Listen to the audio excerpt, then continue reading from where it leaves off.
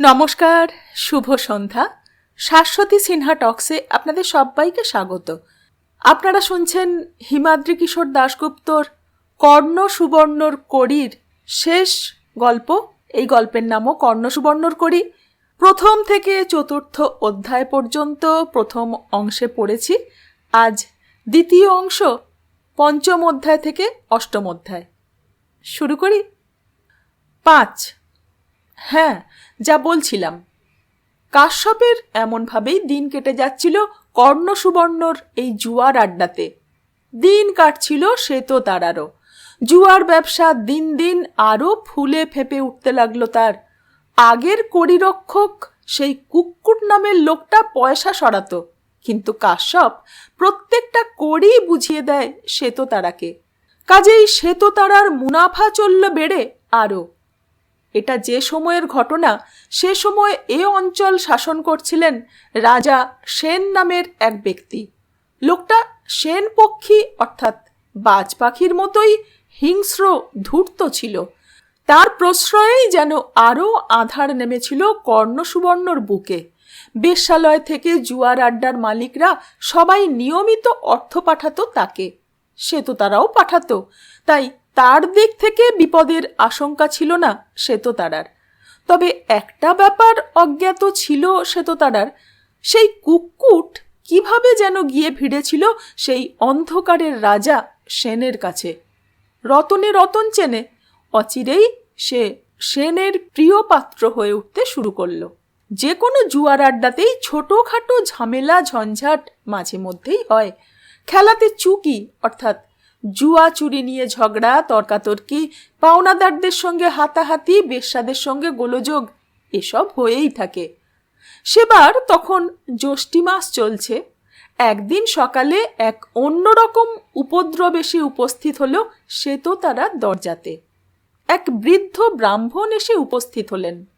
তার জিজ্ঞাস্য, গত রাতে তার পুত্র এই জুয়ার আড্ডাতে এসেছিল কিনা। বৃদ্ধের মুখ থেকে তার পুত্রের বিবরণ শুনে বোঝা গেল গত রাতে সে আড্ডাতে এসেছিল।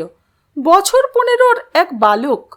এক থলে রৌপ্য মুদ্রা নিয়ে সে এসেছিল এবং একজন পাকা জুয়ারির সঙ্গে খেলতে বসে সে জুয়াতে হেরে পুরো মুদ্রাগুলি খুইয়ে বসেছে।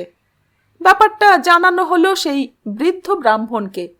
জুয়ার আড্ডাতে এসব ঘটনা তো প্রায়শই ঘটে থাকে। খবরটা শুনে ব্রাহ্মণ হায় হায় করে উঠে বললেন, আমার সব গেল, আমি এখন কি করব?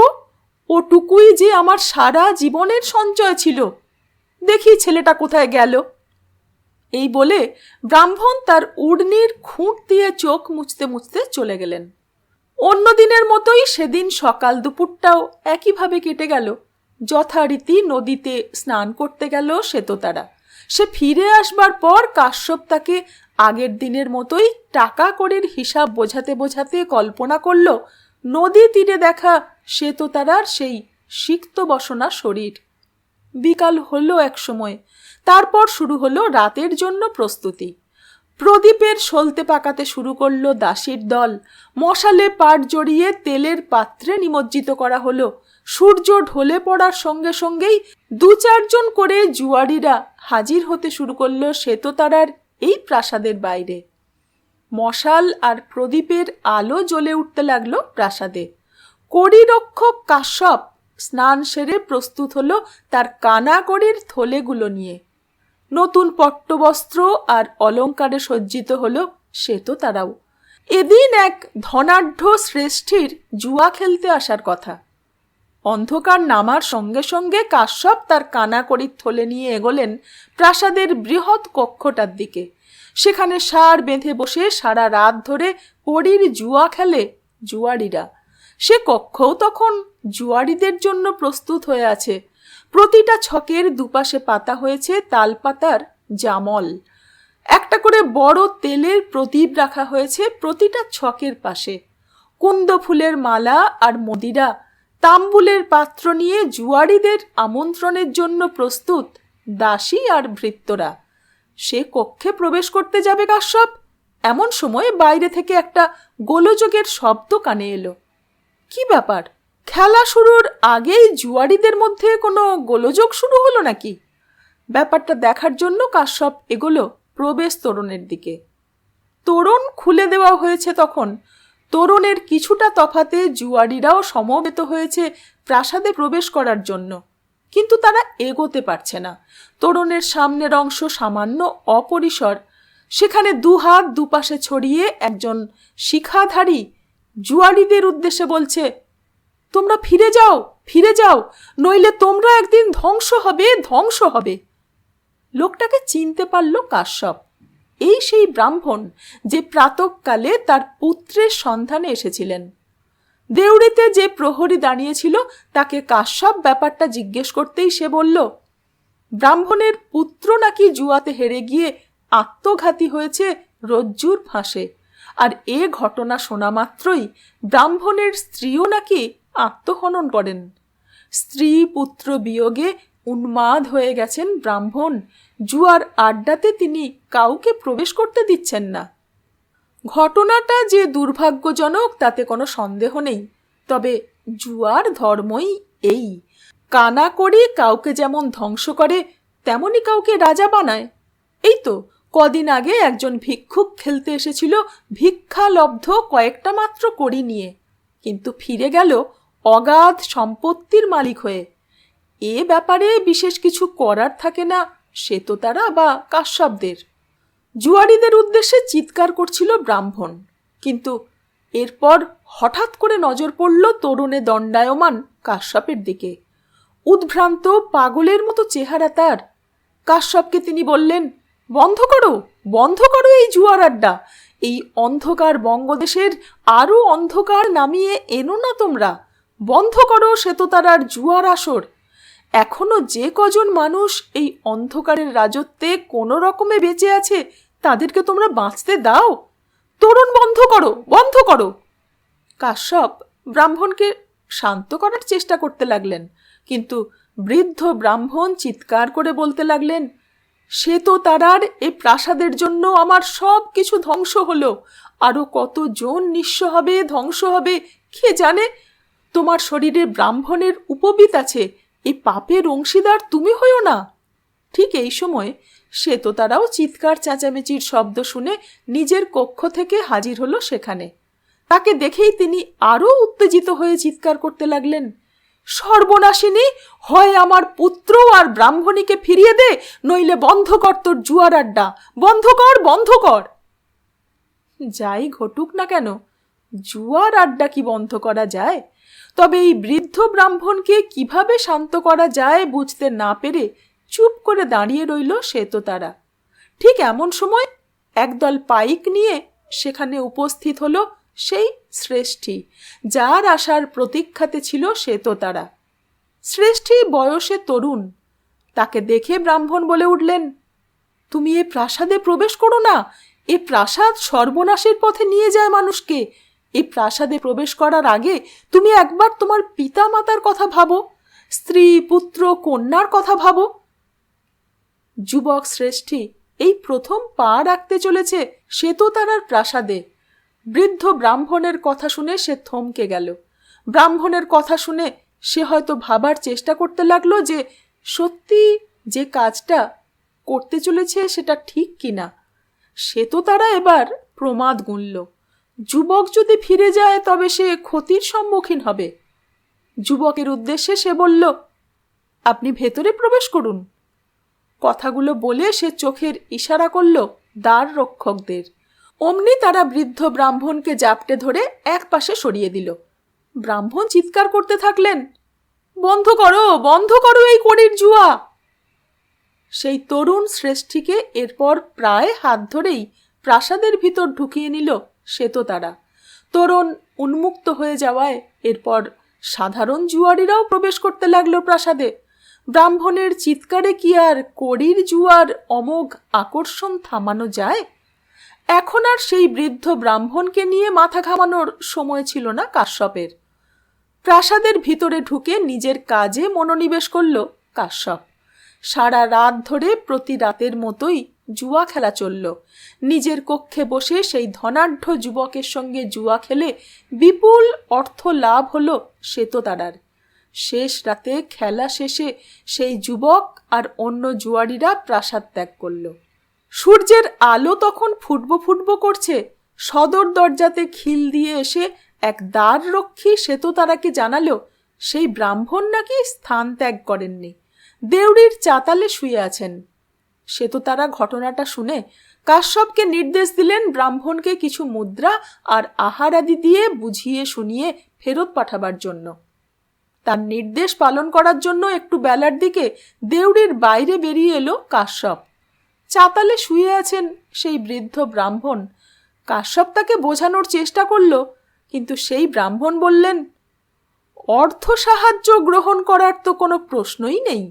জুয়ার আড্ডা যদি বন্ধ না হয় তবে তিনি কোনো রূপ খাদ্য বা পানীয় স্পর্শ করবেন না, অনাহারে এই স্থানেই প্রাণ ত্যাগ করবেন। কাশ্যপ ব্যর্থ হয়ে ফিরে এসে শ্বেততারাকে খবরটা জানাতে সে বলল, ঠিক আছে, সে যখন শুয়ে আছে থাক। কাউকে যদি প্রাসাদে ঢুকতে সে বাধা দান না করে তবে তাকে এখন জোর করে সরাবার দরকার নেই, পরে অবস্থা বুঝে ব্যবস্থা করা যাবে। সেই বৃদ্ধ জুয়ার আড্ডাতে এরপর যেমন কাউকে ঢুকতে বাধা দিলেন না, তেমনি সেই দেউড়ির চাতাল ছেড়ে নড়লেন না, খাদ্য পানীয় কিছুই স্পর্শ করলেন না। 3টে রাত কেটে গেল এভাবেই।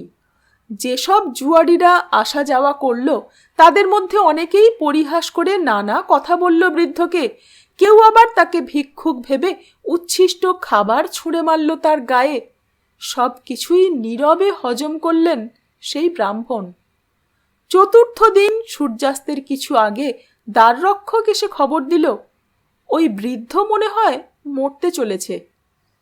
কথাটা শুনে কাশ্যপ গিয়ে উপস্থিত হলো বৃদ্ধের কাছে।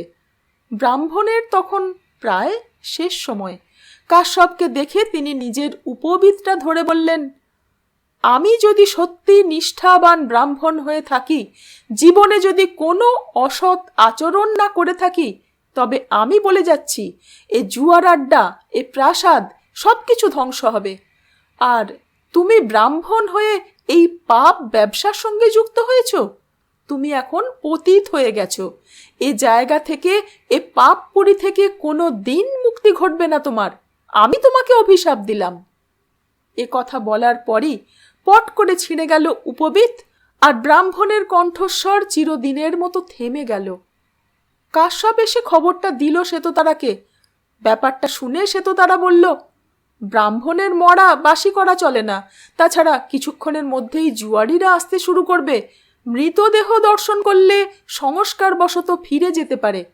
আজ রাতে জুয়ারিদের ব্যাপারটা আমি সামলে দিচ্ছি। শ্বেততারার কথা মতো কাশ্যপ কয়েকজন লোককে সাথে নিয়ে ব্রাহ্মণের মৃতদেহ দাহ করতে চলল। নদী তীরে তারা যখন পৌঁছলো তখন অন্ধকার নেমে গেছে। কাঠ ইত্যাদি জোগাড় করতে কিছুটা সময় লাগলো। তারপর চিতাতে সেই বৃদ্ধ ব্রাহ্মণের দেহটাকে শুইয়ে তাতে অগ্নি সংযোগ করা হলো। পুড়তে লাগলো দেহটা। যাদের কাঠের চিতাতে মৃতদেহ দাহ করার অভিজ্ঞতা আছে তারা জানেন যে পুড়তে পুড়তে অস্থি মজ্জাতে টান ধরাতে অনেক সময় জ্বলন্ত মৃতদেহ উঠে বসে। চিতার খুব কাছে দাঁড়িয়ে ব্যাপারটার তদারকি করছিল কাশ্যপ। হঠাৎই ব্রাহ্মণের জ্বলন্ত দেহ উঠে বসলো চিতাতে। কাশ্যপের মনে হলো আগুনে মাংস খসে পড়া ব্রাহ্মণের মুখটা যেন দন্ত বিকশিত করে হাসছে তার দিকে তাকিয়ে। তার একটা হাত যেন উত্থিত হলো নদীর দিকে। আর এরপরই অবশ্য একজন লোক কাষ্ঠখণ্ড দিয়ে আঘাত করে ব্রাহ্মণের জ্বলন্ত দেহটাকে আবার শুইয়ে দিল। দাহ কাজ সম্পন্ন করে কাশ্যপ মধ্যরাতে শ্বেততারার প্রাসাদে ফিরে এলো। এ পর্যন্ত বলে আবারও থামলেন মার্তণ্ড। একটা চাল দিয়ে তিনি মানববাবুকে বললেন, ব্রাহ্মণের কাহিনীটার সঙ্গে আমার কাহিনীর বিশেষ একটা সম্পর্ক আছে, তাই বললাম। মানববাবু নিঃশব্দে একটা চাল দিলেন। ইতিমধ্যে মানববাবু আর মার্তণ্ড দুজনেই অপরপক্ষের বেশ কয়েকটা কড়ি গিলেছেন। মানববাবুর চাল দেবার পর মার্তণ্ড আবার বলতে শুরু করলেন। 6 পরদিন একটু বেলার দিকে শ্বেততারার কাছে সংবাদ এলো, নদীর পাড়ে নাকি একটা বড় ময়ূরপঙ্খী এসেছে। কার ময়ূরপঙ্খী? এদিকে সচরাচর নাও বা বাণিজ্য তরী আসে না, লুট হয়ে যাবার ভয়ে। উত্তর থেকে যারা নদীপথে দক্ষিণে সমুদ্র মোহনার দিকে যায়, তারা গঙ্গার আর এক শাখা পথ ধরে যায়। ভাগীরথীর দুপাশের গ্রামগুলো তো এখন অধিকাংশই জনশূন্য, জঙ্গলাকীর্ণ, তস্কর দস্যুর আশ্রয়স্থল। তাই এ পথ মারায় না কোনো বাণিজ্য তরী। খবরটা কৌতূহলের উদ্রেক ঘটালো শ্বেততারার মনে। বিশ্বস্ত সহযোগী কাশ্যপকে নিয়ে সে উপস্থিত হলো নদীর তীরে। হ্যাঁ, বেশ বড় একটা ময়ূরপঙ্খী দাঁড়িয়ে আছে মাঝ নদীতে। ময়ূরপঙ্খী থেকে ছিপ নৌকো নিয়ে ইতিমধ্যে পাড়েও নেমেছে বেশ কিছু লোকজন। শ্বেততারা ও কাশ্যপ সেখানে উপস্থিত হতেই একজন লোক তাদের দিকে এগিয়ে এলো। তার পরনে জরি বোনা মখমলের পোশাক, মুক্তাহার শোভিত মস্তক বন্ধনী, দিনের আলোতে ঝলমল করছে তার হাতের বহুমূল্য পাথর শোভিত স্বর্ণাঙ্গুরীয়গুলো। তাকে দেখে শ্বেততারা ও কাশ্যপও যেমন বিস্মিত হলো, তেমনি সেই গৌরবর্ণের যুবকও সম্ভবত বেশ বিস্মিত হলো অতীব সুন্দরী ললনা শ্বেততারাকে সেই প্রায় জঙ্গলাকীর্ণ নদী তটে দেখে। কয়েক মুহূর্ত পরস্পরের দিকে তাকিয়ে থাকার পর সেই সম্ভ্রান্ত যুবক প্রশ্ন করল, এ কোন জায়গা? শ্বেততারা জবাব দিল, কর্ণসুবর্ণর তট। কথাটা শুনে যুবক মৃদু চমকে উঠে বলল, কর্ণসুবর্ণ? তাই গত দুদিন ধরে নদী তটের দুপাশে কোনো জনবসতি চোখে পড়েনি। এ পথে আমার আসার কথা ছিল না। যুবকের মৃদু চমকে ওঠা দেখে কাশ্যপ আর শ্বেততারা দুজনেই অনুমান করল যে আগন্তুক কর্ণসুবর্ণর বর্তমানে সুখ্যাতির কথা শুনেছে। শ্বেততারা তাকে প্রশ্ন করল, তবে এ পথে এলে কেন? তোমার পরিচয় কি? যুবক জবাব দিল, আমার নাম রৈবতক, কাশীনগরীর বাসিন্দা। দক্ষিণ সমুদ্র থেকে বাণিজ্য করে ঘরে ফিরছিলাম। 4 দিন আগে ঝড়ের কবলে পড়ে রাস্তা ভুল করে ভাগীরথীর নদী খাতে প্রবেশ করেছিলাম। গত 3 দিন আশেপাশে কোনো জনমানব চোখে পড়েনি। নদী থেকে যে 2-4টে গ্রাম চোখে পড়েছে তা সবই জনশূন্য। গত রাতে দূর থেকে এখানে একটা আলোক বিন্দু দেখতে পেলাম। ভাবলাম এখানে কোনো বন্দর আছে। অগ্নিকুণ্ড জ্বালিয়ে নৌকাকে তার উপস্থিতি জানানো হচ্ছে, যেমন জানানো হয়ে থাকে। কিন্তু এসে দেখলাম তেমন কিছু নয়, উল্টে বিপদগ্রস্ত হলাম। কাশ্যপ বণিক রৈবতকের কথা শুনে অগ্নিকুণ্ডের রহস্য বুঝতে পারল। গতরাতে সেই বৃদ্ধ ব্রাহ্মণকে দাহ করার জন্য যে চিতা জ্বালানো হয়েছিল, সে আগুনই চোখে পড়েছিল ময়ূরপঙ্খীর নাবিকের। নাবিক আবার বলল, তোমাদের পরিচয়? শ্বেততারা জবাব দিল, আমি শ্বেততারা, এখানে আমার প্রাসাদ আছে, কড়ির জুয়ার আড্ডা চালাই। আমার সঙ্গে এই ব্রাহ্মণের নাম কাশ্যপ। আপনি এখন কি করবেন? পুনরায় যাত্রা শুরু করবেন? রৈবতক বলল, তাই তো করতাম, কিন্তু বিপদগ্রস্ত হয়ে পড়েছি আমি। নদীর এ অংশে বর্তমানে নাব্যতা যে এত কম তা অন্ধকারে ঠাহর করতে পারিনি। আমার ময়ূরপঙ্খী আটকে পড়েছে বিশাল পাথরখণ্ডের মতো, জোয়ারের জলেও নড়ছে না। শ্বেততারা বলল, গ্রীষ্মে এবার এক বিন্দু বৃষ্টি হয়নি, তাই নদীর এই হাল। রৈবতক বলল, বর্ষা নামতে তো এখনো অন্তত 1 পক্ষকাল দেরি। নদীর জল না বাড়লে আমি ফিরতে পারবো না। 1 গণ্ডা মানুষ আমরা, যদি কটা দিনের জন্য এখানে কোনো আশ্রয় পাই তার জন্য উপযুক্ত মূল্য প্রদান করতে আমি রাজি আছি। পান্থশালা গোছের কিছু একটা। তার কথা শুনে শ্বেততারা হেসে বলল, নগরী বেশি দূর নয়, তবে যে কর্ণসুবর্ণ নগরীর কথা তোমরা শুনে এসেছ তা আজ প্রায় জনমানবহীন। যে মন্দির, বৌদ্ধমঠ, রাজকীয় পান্থনিবাসগুলিতে পথিক বণিকদের আশ্রয় দেওয়া হতো, সে সবই আজ শৃগাল কুকুরের আবাসস্থল। তবে কি করা যায়? চিন্তার স্পষ্ট ভাব ধরা দিল যুবকের গৌরবর্ণের মুখমণ্ডলে। শ্বেততারা প্রথম দর্শনেই যুবকের প্রেমে পড়েছিল কিনা জানা নেই। সে রৈবতকের উদ্দেশ্যে বলল, তুমি ইচ্ছা করলে কটা দিন আমার বাটিকাতে কাটাতে পারো। তবে 1 গণ্ডা লোকের স্থান সংকুলন সেখানে হবে না। শ্বেততারার প্রস্তাব শুনে যুবক প্রথমে বলল, জুয়ার আড্ডাতে? না না, আমি জুয়া খেলি না, আমি তবে নাওতেই রাত্রিবাস করব। তার আশঙ্কা বুঝতে পেরে শ্বেততারা মৃদু হেসে বলল, জুয়ার আড্ডা চালালেও আমি দস্যু বা তস্কর নই। তোমাকে জুয়া খেলতে আমি সেখানে আহ্বান জানাচ্ছি না, তুমি বিপদগ্রস্ত তাই প্রস্তাবটা দিলাম। তুমি তোমার নাওতে রাত্রিবাস করতে পারো ঠিকই, তবে সেটা তোমার পক্ষে সুরক্ষিত নাও হতে পারে, বিশেষত যখন তুমি একজন বণিক এবং বাণিজ্য সেরে ফিরছ। তোমার কাছে অর্থ সম্পদ থাকবে, তা যে কোনো লোকের পক্ষেই অনুমেয়। তোমার হাতের ওই একটি অঙ্গুরী অপেক্ষা অনেক কম মূল্যের সামান্য কয়েকটা রৌপ্য মুদ্রার জন্য মানুষের প্রাণ যায় এখানে। এখানে আইনের কোনো শাসন নেই, অভিযোগ জানাবার কোনো স্থান নেই, কোথাও জনসাধারণকে রক্ষা করার জন্য প্রহরীর ব্যবস্থা নেই।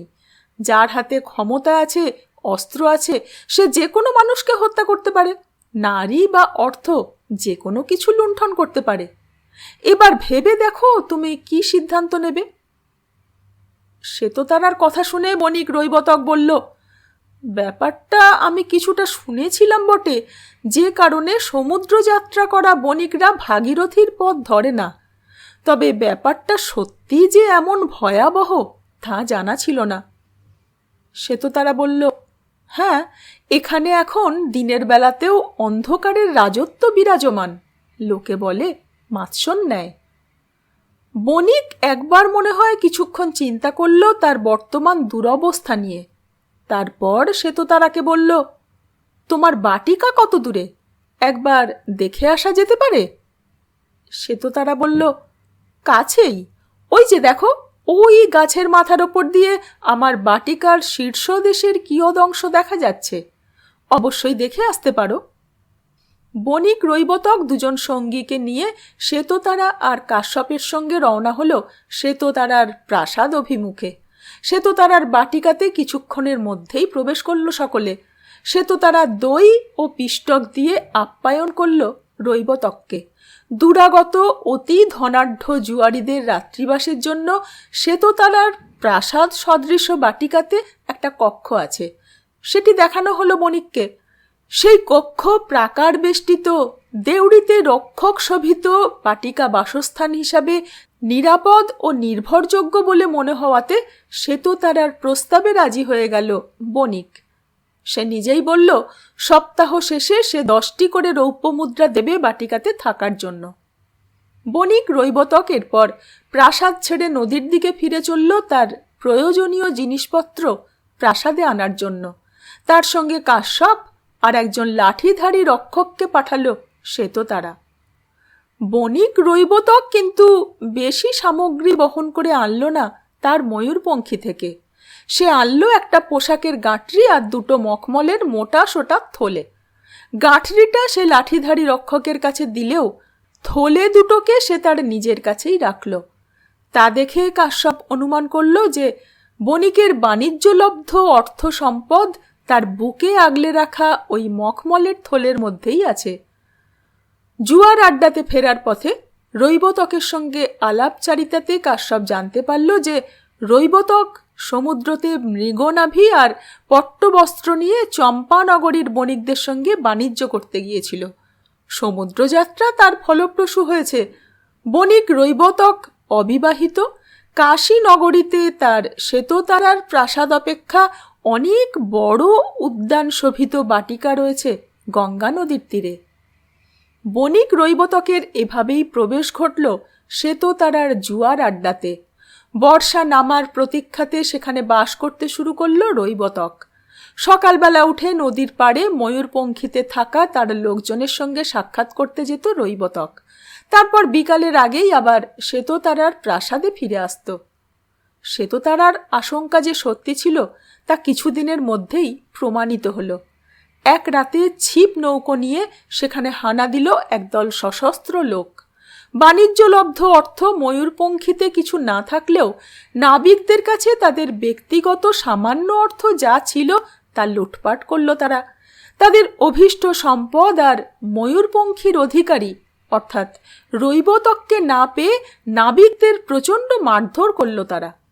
শ্বেততারার বুদ্ধিমত্তা ও আশ্রয়দানের ফলেই যে রৈবতক রক্ষা পেয়েছে তা বুঝতে পেরে শ্বেততারার ওপর আস্থা বেড়ে গেল রৈবতকের। আর শ্বেততারা?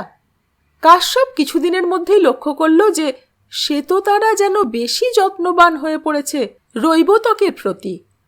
মিষ্টান্ন বিক্রেতাদের কাছ থেকে নানান ধরনের মিষ্টান্ন কিনছে নাবিকের জন্য, কখনো বা নিজ হাতে পরমান্ন রন্ধন করছে নাবিকের জন্য। শ্বেততারা যখন নদীতে অবগাহন করে ফেরে তখন রৈবতকও তার পালকির সঙ্গেই ফেরে নদী তট থেকে।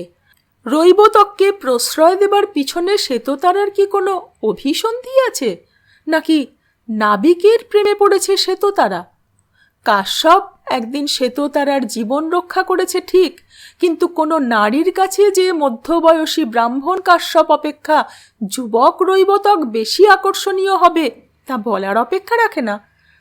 ব্যাপারটা কাশ্যপের মনে মৃদু ঈর্ষার জন্ম দিলেও সে ভাবল, আর তো মাত্র কটা দিন, বর্ষা নামলে নদীতে জল বাড়লে তো ময়ূরপঙ্খী ভাসিয়ে দেবে নাবিক রৈবতক, আর রৈবতকের সঙ্গে শ্বেততারার যদি ক্ষণিকের জন্য প্রেমের সম্পর্ক গড়েও ওঠে তবে শ্বেততারা নিশ্চয় তিল তিল করে গড়ে ওঠা এই জুয়ার আড্ডা ছেড়ে ময়ূরপঙ্খীতে চেপে বসবে না, আর রৈবতক নিশ্চয়ই শ্বেততারার টানে এই অন্ধকারের দেশে রয়ে যাবে না।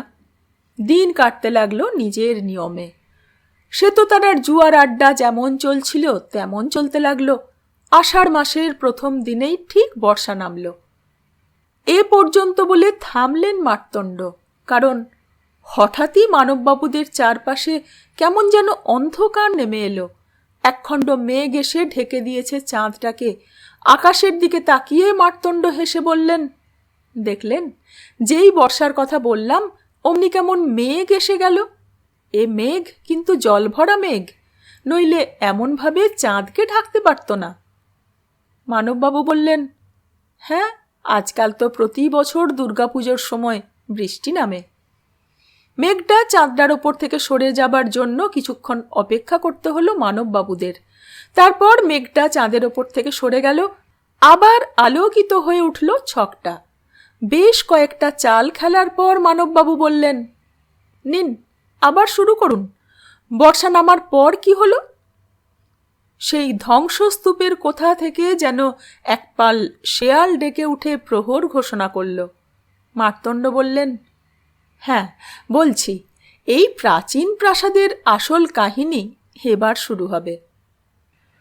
7 আষাঢ়ের প্রথম দিনই সকাল থেকে এমন বৃষ্টি শুরু হলো যে মধ্যরাতে গিয়ে থামল। সে রাতে জুয়ার আড্ডা তেমন জমল না। পরদিন সকালে নাবিক রৈবতক নদীর অবস্থা দেখে বেশ খুশি মনেই প্রাসাদে ফিরে এলো। কাশ্যপের সঙ্গে দেখা হওয়াতে সে বলল, আর 7 দিন এমন বৃষ্টি হলেই ময়ূরপঙ্খী ভাসাতে পারবো। কথাটা শুনে কাশ্যপ তাকে বলল, হ্যাঁ, বেশ ভালো খবর, ফিরে যেতেই হবে তোমাকে। এ জায়গার পরিবেশ পরিস্থিতি তো তুমি জেনেই গেছো। যত তাড়াতাড়ি ফিরতে পারো ততই মঙ্গল। হয়তো তাতে আমাদের খারাপ লাগবে, কিন্তু কি আর করা যাবে। আর মনে মনে কাশ্যপ বলল, যত তাড়াতাড়ি আপদ বিদায় হয় ততই ভালো। সে তো তারা যেন তোমার প্রতি একটু বেশিই আকৃষ্ট হয়ে পড়েছিল। কাশ্যপের অনুমান মিথ্যা ছিল না। সে খেয়াল করে দেখেছিল এতদিন পর বর্ষা নামাতে শ্বেততারার মুখমণ্ডলে আনন্দের পরিবর্তে কেমন যেন একটা বিষণ্ণতার আভাস। এই দ্বিতীয় দিন বিকাল থেকেই আবার প্রবল বেগে বর্ষণ শুরু হলো। এমন বর্ষণ যে একজন জুয়ারিও সেদিন উপস্থিত হলো না জুয়ার আড্ডাতে। অন্য রাতগুলো জেগেই কাটাতে হয় কাশ্যপকে। শেষ রাতে জুয়ারিরা ফিরে গেলে কাশ্যপ তখন নিদ্রা যায়। দ্বীপ্রহরে সে ঘুম থেকে উঠে শ্বেততারাকে পূর্বদিনের হিসাব বোঝাতে যায়। এ কাজের মাধ্যমে তার দিন শুরু হয়। বর্ষা নামাতে আর রৈবতকের ফিরে যাবার সংবাদে মনটা বেশ খুশি ছিল কাশ্যপের। বহুদিন বাদে সে রাতে ঘুমোতে গেল। বাইরে থেকে ভেসে আসা বৃষ্টির রিমঝিম শব্দ আর ভেকের কলতান ঘুম নামিয়ে আনল কাশ্যপের চোখে। শেষ রাতের দিকে এক অদ্ভুত স্বপ্ন দেখল কাশ্যপ। সে প্রথমে দেখল নদী তটে তার সামনে শুয়ে আছে এক সিক্ত বসনা নারী শ্বেততারা। প্রস্ফুটিত তার অঙ্গসৌষ্ঠব সিক্ত বসনের আড়াল থেকে উঁকি দিচ্ছে তার গভীর অতলান্ত নাভিকূপ। বৃষ্টির ফোঁটাকে শুষে নিচ্ছে সেই নাভি। সুডৌল স্তনযুগল ও তার জামফলের মতো স্তনবৃন্ত দুটো যেন চেয়ে আছে কাশ্যপের দিকে। কদলী কাণ্ডের মতো দেখতে মসৃণ উরু দুটো গিয়ে মিশেছে শ্বেততারার অনন্ত যৌবনের আধারে। ঘুমের মধ্যে কাশ্যপ কিন্তু শ্বেততারার জ্ঞান ফেরাবার চেষ্টা করল না।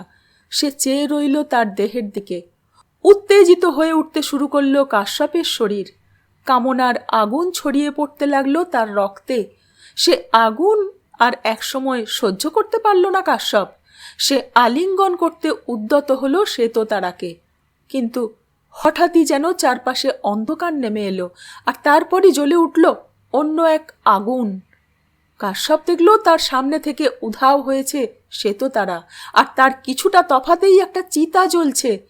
আর সেই চিতার মধ্যে জ্বলন্ত শরীর নিয়ে বসে আছে সেই স্ত্রী পুত্রহারা ব্রাহ্মণের শব। কাশ্যপের দিকে তাকিয়ে তিনি বলছেন, তুই পতিত হয়েছিস, তোর কোনো দিন মুক্তি হবে না এ নরক থেকে, মুক্তি হবে না, মুক্তি হবে না। এ পর্যন্ত স্বপ্নটা দেখেই ঘুম ভেঙে গেল কাশ্যপের। সকাল হয়েছে, মেঘ সরে গেছে, বৃষ্টি আপাতত বন্ধ। ঘুম থেকে উঠে কাশ্যপ বেশ কিছুক্ষণ ধরে চিন্তা করল সেই অদ্ভুত স্বপ্নের কথা। তারপর সে নিজের কাজে মন দিল। আগের দিন কোনো জুয়ারি না এলেও পুরনো একটা হিসাব বাকি ছিল। শ্বেততারা স্নান সেরে ফেরার পর মুদ্রার থলি আর হিসাব নিয়ে শ্বেততারার কক্ষে পৌঁছালো কাশ্যপ। মাটিতে বিছানো মাদুরে থলি থেকে মুদ্রা ঢেলে কাশ্যপ শ্বেততারার মুখোমুখি বসল। সদ্য স্নান সেরে এসেছে শ্বেততারা, তখনও ফোঁটা ফোঁটা জল ঝরছে তার কেশোদামের প্রান্তদেশ বেয়ে। শ্বেততারার মুখমণ্ডলে কেমন যেন একটা বিষণ্ণতার ছাপ। শ্বেততারা টাকা গুনছে, কিন্তু কেমন যেন অন্যমনস্ক লাগছে তাকে। হয়তোবা বণিক এবার দেশে ফিরে যাবে বলে সত্যি বেশ কাতর সে। আর এরপরই হঠাৎ একটা অদ্ভুত ব্যাপার খেয়াল করল সে। শ্বেততারার নিম্নাঙ্গের বস্ত্র একপাশের হাঁটুর অনেকটা ওপরে উঠে গেছে। দুধের মতো সাদা মসৃণ উরু প্রায় পুরোটাই দৃশ্যমান কাশ্যপের চোখের সামনে। এমনকি শ্বেততারার সব থেকে গোপনাঙ্গের মৃদু আভাসও যেন বর্তমান তার বস্ত্রের ফাঁক গলে। শ্বেততারা ইতিপূর্বে কোনোদিন কাশ্যপকে ইচ্ছাকৃতভাবে শরীর প্রদর্শন করেনি। কাশ্যপ বুঝতে পারল শ্বেততারার অসতর্কতার কারণেই ব্যাপারটা ঘটেছে। কাশ্যপের মনে পড়ে গেল প্রথম দিন দেখা, গত রাতে দেখা শ্বেততারার সেই সিক্ত দেহ। কাশ্যপ কিছুতেই চোখ সরাতে পারল না শ্বেততারার সেই উন্মুক্ত উরু থেকে। কাশ্যপের শিরায় উপশিরায় ছড়িয়ে পড়তে লাগলো আদিম রিপুর বাসনা। দুর্বার এক কামতাড়না যেন তাকে আচ্ছন্ন করে তুলল। কাশ্যপের হাত কি তার নিজের অজান্তেই স্পর্শ করতে যাচ্ছিল শ্বেততারার মাখন সদৃশ সেই উরু? ব্যাপারটা জানা নেই কাশ্যপের, কিন্তু হঠাৎই শ্বেততারা এরপর এক ঝটকাতে বস্ত্রখণ্ড দিয়ে তার উরু আবৃত করে বলে উঠল, আমার মুদ্রা গণনা শেষ। কথাটা শুনে সম্বিত ফিরে পেয়ে কাশ্যপ চমকে উঠে তাকালো শ্বেততারার দিকে। শ্বেততারার মুখ গম্ভীর। শ্বেততারার কাছে যে সে ধরা পড়েছে তা বুঝতে পারল কাশ্যপ। হিসাব বোঝানো হয়ে গেছে, তাই শ্বেততারার কক্ষ ত্যাগ করল কাশ্যপ। সেদিনও দ্বীপ্রহরের পর থেকে আগের দিনের মতনই কালো মেঘে ঢেকে যেতে লাগলো আকাশ। তারপর বৃষ্টি নামল। জুয়ার নেশাতে এদিন 2-5 জন জুয়ার আড্ডাতে এলো ঠিকই, কিন্তু প্রাকৃতিক দুর্যোগ ক্রমশ বৃদ্ধি পাওয়াতে মাত্র কয়েক দান জুয়া খেলেই তারা ফিরে গেল। আকাশ যেন ভেঙে পড়েছে। বাতি নিভে গেল শ্বেততারার প্রাসাদে। নিজের কক্ষে শুয়ে পড়ল কাশ্যপ। কিন্তু ঘুমে জাগরণে কাশ্যপের চোখের সামনে শুধু ভেসে উঠতে লাগলো শ্বেততারার সেই ধবল উরু, আর তারও গভীরে শ্বেততারার একান্ত গোপন স্থানের আহ্বান। কাশ্যপের মনে হতে লাগলো যে কোনো মূল্যে তাকে স্পর্শ করতে হবে শ্বেততারার ওই উরু, তাকে পেতেই হবে, পেতেই হবে শ্বেততারার শরীর, নইলে কাশ্যপের পুরুষ জন্ম বৃথা। পরদিন সকালে কাশ্যপ যখন শয্যা ত্যাগ করল, তখন সারা রাত বর্ষণ সমাপ্ত করে শান্ত হয়েছেন বরুণদেব। রোজই এমন হচ্ছে গত কদিন ধরে। সকাল থেকে দ্বীপ্রহর পর্যন্ত আকাশ পরিষ্কার থাকছে, তারপর আকাশের দখল জলভরা মেঘের দলের। কদিন ধরে টানা বৃষ্টিপাতের ফলে শ্বেততারার বাটিকার ভিতর কেমন যেন একটা আবহাওয়ার সৃষ্টি হয়েছে। তার থেকে মুক্ত হবার জন্য একটু বেলার দিকে কাশ্যপ দেউড়ির বাইরে সূর্য কিরণে এসে দাঁড়ালো। তবে তার স্বপ্নর রেশ যেন কিছুতেই কাটছে না। কিছুক্ষণের মধ্যেই সে দেখল নদীর দিক থেকে রৈবতক আসছে। রোজ প্রত্যুষে সে নদীর জল দেখতে যায়। কাশ্যপের সামনে এসে বণিক রৈবতক হাসি মুখে বলল, নদীর জল হু হু করে বাড়ছে, আমার ময়ূরপঙ্খী নাও মৃদু মৃদু কাঁপতে শুরু করেছে, জলের তোড়ে নদীর তলদেশের পলি খসতে শুরু করেছে, আর 2 রাত এমন বর্ষণ হলেই আমার নাও ভেসে উঠবে, যাত্রা শুরু করব আমি। কাশ্যপ বলল, ভগবান বিষ্ণুর কাছে প্রার্থনা করি, বরুণদেবের কাছে প্রার্থনা জানাই, তোমার মনস্কামনা যেন পূর্ণ হয়। কাশ্যপের কথা শুনে প্রাসাদে প্রবেশ করার আগে রৈবতক বলল, ব্রাহ্মণের মুখনিসৃত বাণী ফলবে বলেই আমার মনে হয়। বণিক রৈবতক ব্রাহ্মণ বলতে কাশ্যপকে বোঝালেও কথাটা শুনে কাশ্যপ মৃদু চমকে উঠল। তার হঠাৎই মনে পড়ে গেল সেই বৃদ্ধ ব্রাহ্মণের কথা, ওই যে দেউড়ির গায়ের চাতালে শুয়ে মৃত্যুর আগের মুহূর্তে যে কাশ্যপকে অভিশাপ দিয়েছিল তার মুক্তি ঘটবে না বলে। কথাটা মনে পড়তেই কাশ্যপের মনটা একটু তেতো হয়ে গেল। সত্যিই কি নিষ্ঠাবান কোনো ব্রাহ্মণের অভিশাপ ফলে? এ নিয়ে ভাবতে লাগলো কাশ্যপ। সূর্যের তাপে বেশ কিছুক্ষণ দাঁড়িয়ে থাকার ফলে ঘর্মপাত হবার উপক্রম হলো কাশ্যপের। সে আবার দেউড়ির ভিতর প্রবেশ করতে যাচ্ছিল। ঠিক সেই সময় অশ্বক্ষুরধ্বনি কানে এলো তার। কারা যেন অশ্বপৃষ্ঠে ছুটে আসছে প্রাসাদের দিকে। শব্দটা শুনে থমকে দাঁড়িয়ে পড়ল কাশ্যপ। কিছুক্ষণের মধ্যে অশ্বপৃষ্ঠে শ্বেততারার প্রাসাদের সামনে আবির্ভূত হল 5 জন লোক। চর্ম বর্মে আবৃত তাদের দেহ, কারো কোমরে তলোয়ার বা কিরিচ গোঁজা, কারো বা হাতে ধরা বল্লম। একটা লোক, সেই মনে হয় অশ্বারোহীদের দলপতি, কৃষ্ণবর্ণের চেহারা, চোয়ালের হাড়টা বেশ উঁচু, কপালে একটা কাটা দাগ আছে। সে তীক্ষ্ণ দৃষ্টিতে কাশ্যপকে ঘোড়ার পিঠ থেকে পর্যবেক্ষণ করে কর্কশ কণ্ঠে বলল, প্রভু সেনের সেবক আমরা, শ্বেততারা কোথায়? কাশ্যপ জবাব দিল, সে নিজের কাজে ব্যস্ত আছে, কি প্রয়োজন? লোকটা বলল, প্রয়োজন আছে, প্রভু একটা পত্র দিয়েছেন তার উদ্দেশ্যে। পত্রও বলতে পারো, আবার নির্দেশও বলতে পারো। এই বলে ধূর্ত চাহনিতে হেসে লোকটা তার কোমর বন্ধ থেকে তালপাতার একটা পত্র বের করল। পত্রটা কাশ্যপের দিকে হাত বাড়িয়ে দেবার সময় বলল, তুমি তো সেই ব্রাহ্মণ যে কড়ি রক্ষকের কাজ করো, তাই না? কি যেন নাম তোমার? পত্রটা হাতে নিয়ে বলল, হ্যাঁ, আমি সেই কাশ্যপ। লোকটা হেসে বলল, পত্রটা খুব জরুরি, এটা এখনই গিয়ে তোমার প্রিয়তমাকে দাও। তাকে বলো কুক্কুট এই পত্র নিয়ে এসেছে, রাজ নির্দেশ পালন না করলে বিপদ ঘটবে। লোকটার কথা শুনে একসঙ্গে হেসে উঠল তার সঙ্গীরা। কাশ্যপকে এরপর আর কোনো কথা বলার সুযোগ না দিয়ে সঙ্গীদের নিয়ে রওনা হয়ে গেল লোকটা। কুক্কুটকে একবারই রক্তাক্ত অবস্থায় এ প্রাসাদ ছেড়ে পালাতে দেখেছিল কাশ্যপ। সেই প্রথম দিনের পর সে কোনো দিন কুক্কুটকে দেখেনি, তাই সে প্রথম দর্শনে তাকে চিনতে পারেনি। তার পরিচয় জানার পর কাশ্যপের মনে পড়ল, বণিক রৈবতকের ময়ূরপঙ্খীতে যারা লুটপাট চালিয়েছিল তাদের দলপতির কপালেও নাকি একটা কাটা দাগ ছিল। তবে প্রভু সেনই কি তার অনুচর কুক্কুটকে ময়ূরপঙ্খী লুণ্ঠনের জন্য পাঠিয়েছিল? অশ্বক্ষুরের শব্দ মিলিয়ে গেল। কাশ্যপ দেউড়ির ভিতর ঢুকে এগোলো শ্বেততারার কক্ষের দিকে। 8 শ্বেততারা তখন নদীতে স্নান করতে যাবার জন্য প্রস্তুতি শুরু করেছিল। কাশ্যপ তার দরজার কপাটে গিয়ে ঘা দিতেই দরজা খুলে এই অসময়ে কাশ্যপকে দেখে বেশ অবাক হয়ে গেল। তালপাতার পত্রটা সে শ্বেততারার হাতে দিয়ে বলল, প্রভু সেনের কাছ থেকে ওই কুক্কুট এসেছিল, সে ওই পত্র দিয়ে গেছে। কুক্কুটের নাম শুনেই শ্বেততারা বলল, সেই পামর তস্কর কুক্কুট যাকে আমি প্রদীপ দণ্ড দিয়ে আঘাত করে বিতাড়িত করেছিলাম?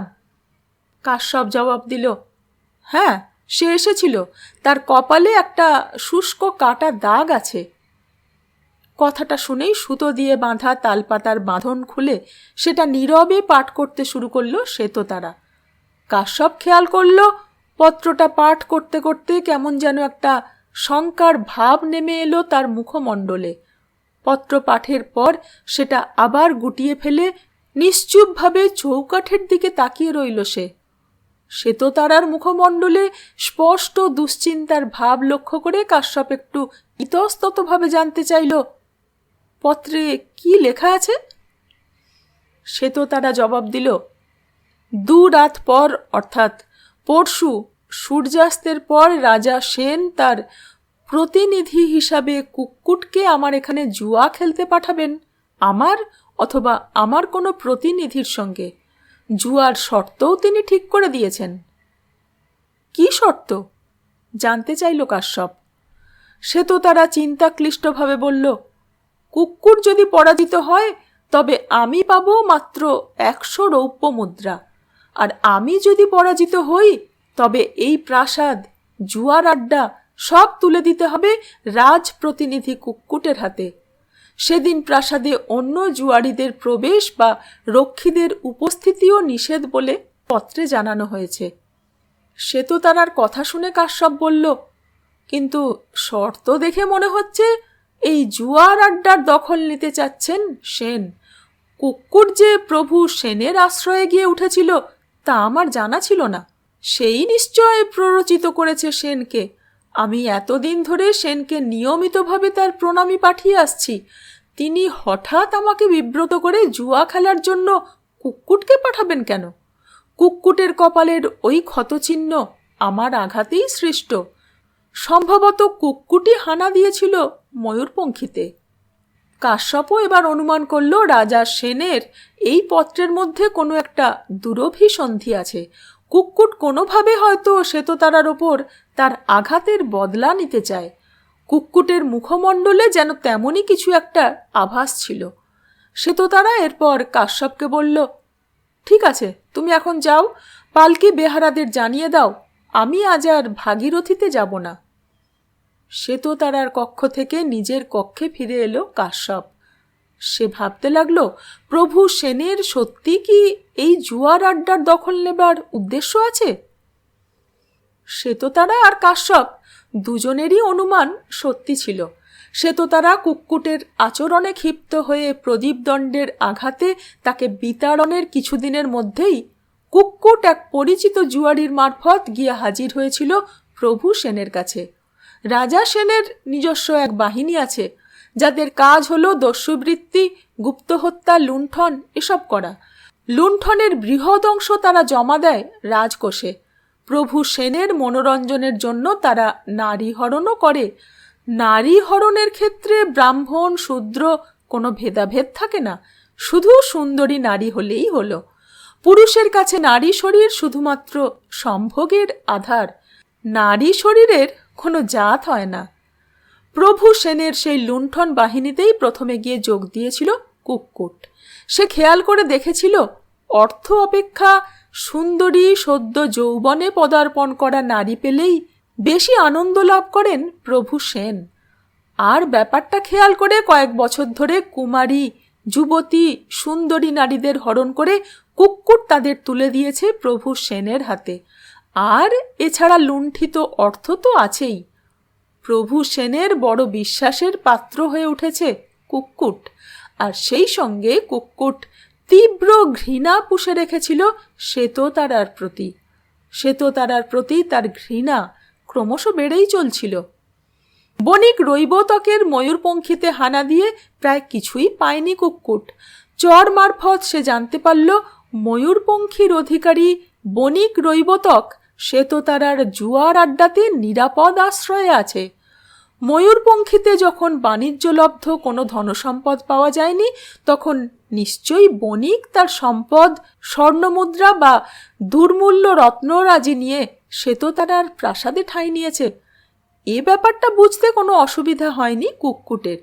সে যখন সঙ্গীদের নিয়ে ময়ূরপঙ্খীতে হানা দিয়েছিল, তখন একজন নাবিক আতঙ্কে বলে ফেলেছিল যে চম্বা নগরীদের সঙ্গে বাণিজ্য করে মৃগনাভির বিনিময়ে তাদের কাছ থেকে দুর্মূল্য কিছু রত্ন সংগ্রহ করেছে বণিক।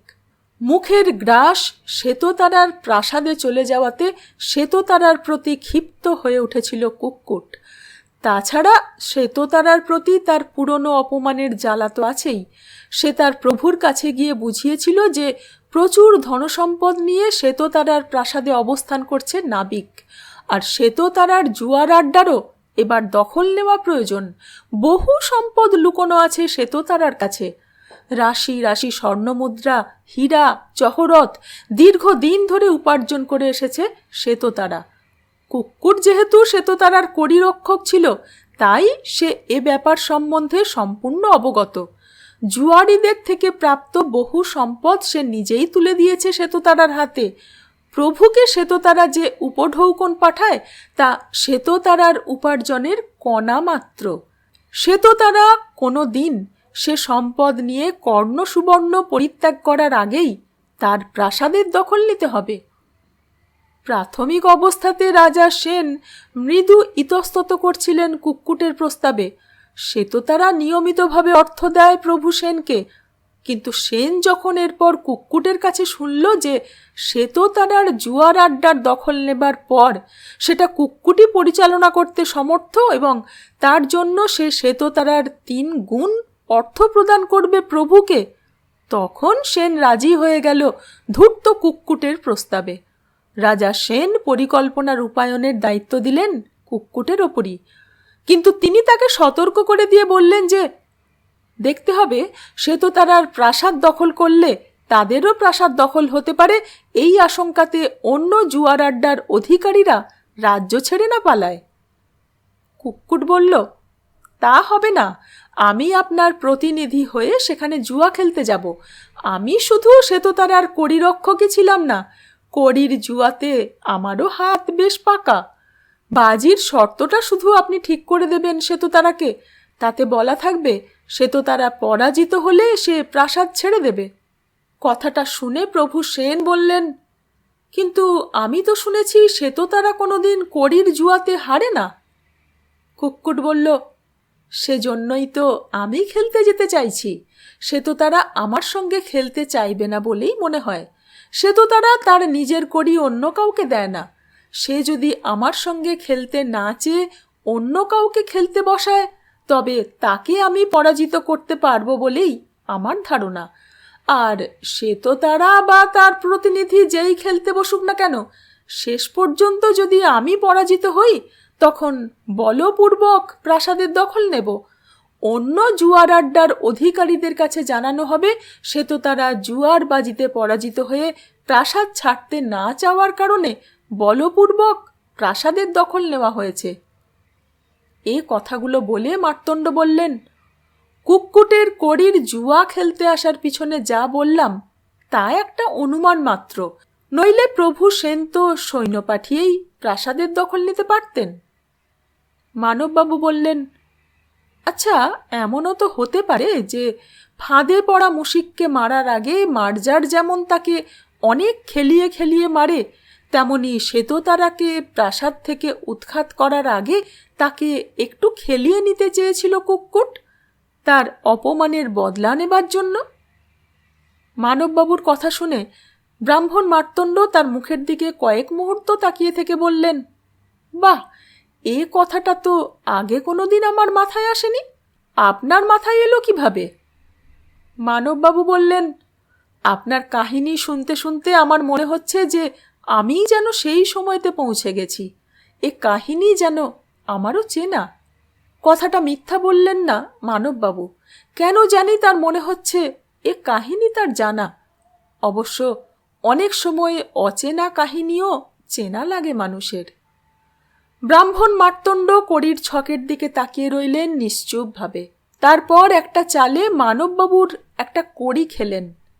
মানববাবুও পাল্টা চালে মার্তণ্ডর একটা কড়ি গিললেন। দীর্ঘক্ষণ খেলা চলছে, উভয়ই বিপক্ষের অনেকগুলো করে কড়ি খেয়েছেন। মাত্র 4টে কড়ি আছে ছকে।